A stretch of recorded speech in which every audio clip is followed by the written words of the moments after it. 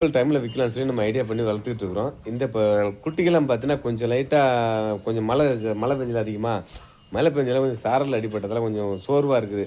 அதில பூச்சி மருந்து போடலாமான்னு சொல்லி டாக்டர்ட்ட கன்சல்ட் பண்ணேன். டாக்டர்ட்ட கேட்கும்போது டாக்டர் என்ன சொன்னாரு, பூச்சி மருந்து போடலாங்க, போடுங்கன்னு சொன்னாரு. ஏற்கனவே போட்டு என்ன 1 மாதம் ஆயிருக்குமான்னு கேட்டாரு. ஏற்கனவே போட்டு 1 மாதம் ஆயிடுச்சு. அதில போடுங்கன்னு சொல்லி குடுத்தாரு. அதாவது ஆடுகளுக்கு குடுக்கல. ஆடு பூரா பெரிய தாய் ஆடு பூரா வெள்ளையில கட்டியிருக்கேன் பாருங்க. ஒரு மரத்துக்கு ஒரு ஆடுன்ற வீதம் அப்படியே ஒன்று ஒன்றா வெளில கட்டி வச்சுருக்கேன். அந்த ஆடு வந்து சினை ஆடு இருக்குது. அதில் சினை ஆடுகளுக்கு வந்து நம்ம கொடுக்குற மருந்து கொடுக்கக்கூடாதுங்க. குட்டிகள் மட்டும் கொடுங்க சொல்லி கொடுத்தாரு.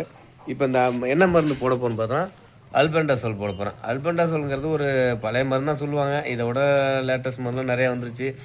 இந்த மருந்து வந்து பார்த்தா நமக்கு காசு கொடுக்காம கவர்மெண்ட் நடத்தக்கூடிய மருத்துவமனை, கவர்மெண்ட் ஹாஸ்பிட்டல் நம்மக்கிட்ட இருக்குது. கவர்மெண்ட்டு அரசு கால்நடை மருத்துவமனை இருக்குது. அந்த மருத்துவமனையில் நம்ம வாங்கினது இது. இந்த மருந்து வந்து பார்த்தோன்னா ஒரு குட்டிக்கு வந்து 10 எம்எல் வீதம் போட போகிறோம். இதெல்லாம் முன்னெச்சரிக்கை எடுத்துக்காட்டால் நம்மளால் வீடியோ எடுக்க நம்மக்கிட்ட ஆள் இல்லை. அதில் நம்மளே எடுத்து முன்னெச்சரிக்கையாக எடுத்து 10 எம்எல் வச்சுக்கிட்டேன். ஒவ்வொரு குட்டியும் இந்த 10 எம்எல் வீதம் போட